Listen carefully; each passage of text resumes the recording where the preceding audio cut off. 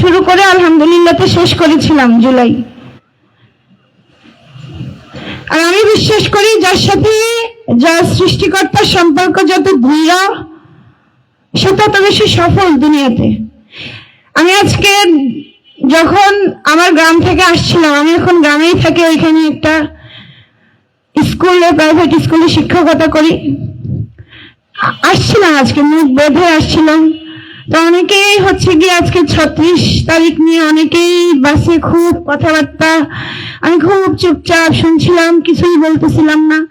তো আমার অনুভূতি এমন যে আমাদেরকে বিশ্বাস করা হয়েছিল, বাঙালি জাতি আমাদেরকে বিশ্বাস করেছিল, বিধায় আমরা 36 তারিখে এসে স্বাধীনতা পেয়েছিলাম। তবে 2 বছরের মাথাতেই যে এইভাবে হারিয়ে ফেলবো এই দিনটাকে, সেটা আমি আসলে আশা করিনি। তো আমি উনাদের কথা, উনারা সবাই সাধারণ জনগণ, আমি সবার চেহারার দিকে তাকিয়েছি, ড্রেস আপের দিকে তাকিয়েছি।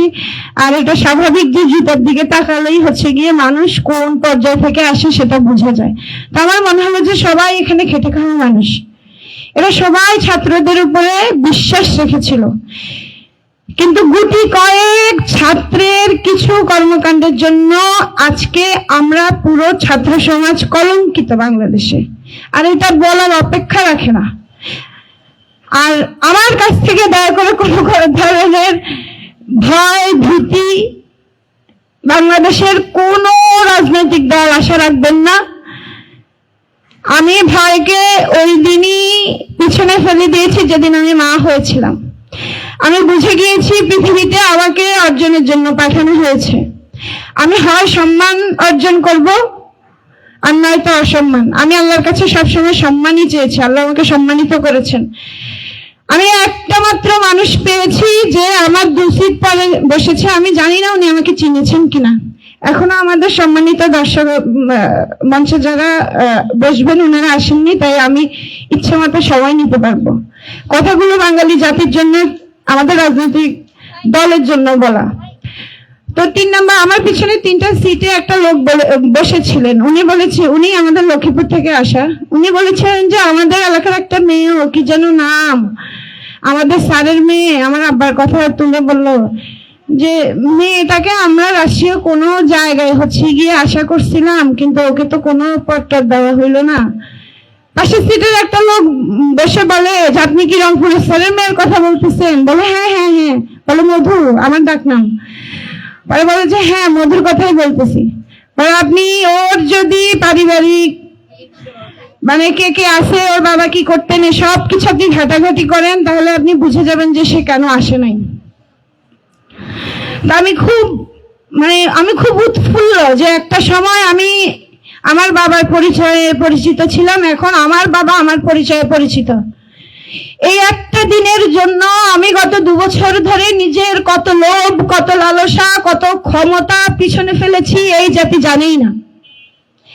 আমার কাছে কত কত অফার এসেছিল, আমি কোনো কিছু গ্রহণ করিনি। আমি শুধু বলেছিলাম যে আল্লাহ আমাকে যেই সম্মান জুলাই দ্বারা দিয়েছে সেটা আমি সারা জীবন ধারণ করতে চাই। আমি সত্যিকারে জুলাই চেতনাকে ধারণ করতে চাই। আর একদিন আমি আমার ভাই ওসমান হাদির মতো করেই কবরে গিয়ে শান্তিতে ঘুমাতে চাই। আমার আল্লাহর কসম করে বলতেছি, আমার জীবনে কোনো আফসোস নাই। জুলাইতে এত এত কোটি টাকার মালিক অনেকেই হয়ে গেছে, এখনো হচ্ছে, কিন্তু আমার কেন জানি আফসোস অনুভব হয় না। আমি সকাল 5টায় উঠে নামাজ পড়ে পরিশ্রম শুরু করি, বাসায় 8টায় আসি, বাচ্চাকে সময় দেই, একটু পড়াই, খাই, 9টায় শুলে আমার ঘুম চলে আসে। তো আমি এর থেকে বড় নিয়ামত আমার জীবনে আর কি আছে, যা আমি নিশ্চিন্তে ঘুমাতে পারতেছি, আমার কোনো দায়ভার নাই। আমার আগামীকাল কার কত টাকা আমার পকেটে আসবে তার জন্য আমার কোথায় কোথায় গিয়ে পা চাটতে হবে তার কোনো বালাই নেই। তো ওই যে বাসের আঙ্কেলটা বলছিল যে ওর ফ্যামিলি ঘাটলে পাবেন, আমার বড় আপা ইডেন থেকে মাস্টার্স করা অ্যাকাউন্টিং এ, আমার ভাই উনি ফাইন্যান্স থেকে মাস্টার্স করা অনার্স মাস্টার্স, আমি এই কলা ভবন থেকে মাস্টার্স অনার্স, আর আমার ছোট বোন হচ্ছে গিয়ে সমাজ বিজ্ঞান থেকে হচ্ছে গিয়ে অনার্স করছে এখন, রানিং সেকেন্ড ইয়ারে। তা আমি আস্তে আস্তে ভাবছিলাম যে আব্বা আমাদেরকে কখনো হারাম খাওয়ায় নাই, বিধায় আমরা চারটা ভাই বোন দাম্ভিক ভাবে আমরা এখন যখন কথা বলি, আমার ভাবিও আলহামদুলিল্লাহ আমাদের বিজ্ঞান অনুষদের, আমরা দাম্ভিকতার সাথে আমরা বসে যখন কথা বলি, আড্ডা দিই, আমাদের আড্ডা হয় ঢাকা ইউনিভার্সিটি ক্যাম্পাস নিয়ে। আমরা পারিবারিক ভাবে এই ইউনিভার্সিটিটাকে ওন করছি। এটাও এক ধরনের রিজিক আমি মনে করি, এটাও এক ধরনের আয় জীবনে। আমাদের কেন শুধু টাকা রোজগার করতে হবে? কেন আমরা নিজেদের সম্মান রোজগারের ক্ষেত্রে অনেক বেশি সচেতন হচ্ছি না? আমি সেটা জানি না। আমি গত 2 বছর গ্রামে যাওয়ার পর এমন অনেক জিনিস অনুভব করেছি, করার পর আমার মনে হয় যে শুধুমাত্র নেতা কর্মীদের দোষ দিয়ে লাভ নেই।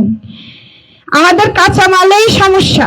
আমাদের কাঁচামালেরা কোনো জায়গায় কোনো কাজ করতে গেলে কি করে, পকেটে করে 500 টাকা নিয়ে গিয়ে আসতে দিয়ে বলে কি কালকে আবার আসবো। এই কাঁচামাল দিয়ে আপনারা রাষ্ট্র গঠন করবেন কিভাবে? একটা সিগারেটের বিনিময়ে বিএনপিকে এই ক্ষমতায় উপনিষ্ঠ করা হয়েছিল। এই যে কি বলে 3 মাস আগে মনে হয়, ফেব্রুয়ারিতে, সরি। তো যেই দেশে সিগারেটের বিনিময়ে ভোট বিক্রি হয়ে যায়, সেই দেশের জনগণের উচিত স্বৈর শাসকের অধীনে থাকা। আমরা যারা আছি আমরা মরে যাব আর আমাদের কোনো রিগ্রেটই থাকবে না। আমি আজকে এখানে আসতাম না। গত 2-3 দিন ধরে ছাত্র দলের যেসব কর্মকাণ্ড আমার চোখে আসতেছে, আমার মনে হচ্ছে কি যে খালেদা জিয়া ম্যাডাম আর শেখ হাসিনা আপা, ইনাদের আসলে আধ্যাত্মিক একটা সম্পর্ক। একজন চলে গেছেন তো আরেকজনকে সাথে নিয়ে যাবেন, একজন ক্ষমতা হারাইছেন, এখন আরেকজনও মনে হয় হারানোর পথে পথে। এনাদের আলাদা একটা যোগ সংযোগ আমার খুব মাথায় ঘুরতেছে। মানে না হলে এত কিছুর পরে 17 বছর ধরে আপনারা দফায় দফায় আন্দোলন করছেন, অথচ আপনারা সরকার না আইতে পারেন নাই। কেন পারেন নাই? কেন এই 36 তারিখে এত শিক্ষার্থী, সে যে দলেরই হোক না কেন, ছাত্র দল, ছাত্র শিবির, ছাত্রী সংস্থা, যে দলেরই হোক না কেন, ছাত্রলীগেরও অনেকে দল ত্যাগ করে এসে আন্দোলনে যোগ দিয়েছিল। তো কেন আমরাই সরকার, বিগত সরকারকে ক্ষমতা থেকে ফেলে দিতে পারছি? কারণ আমরা রক্ত দিতে জানি। আপনারা পারেন নাই 17 বছরে রক্ত দিতে। শাপলাতে কি হয়েছিল ওই দিন? শাপলা নিয়ে এখনো কেন কোনো সনদ হয় নাই, কেন কোনো কমিটি হয়নি? কারণ ওরা গরিবের বাচ্চা কাচ্চা ছিল, ওরা গরিবের বাচ্চা কাচ্চা ছিল, ওদের দাড়ি টুপি ছিল। বাঙালির একটা সমস্যা এখানেই, দাড়ি টুপি দেখলেই এদের গা জ্বলে যায়, এরা নিতে পারে না। কারণ এই যে দাড়ি টুপি তো আর টাকা পয়সা পকেটেও ঢুকায় না, বেরো করে না, এই জন্য।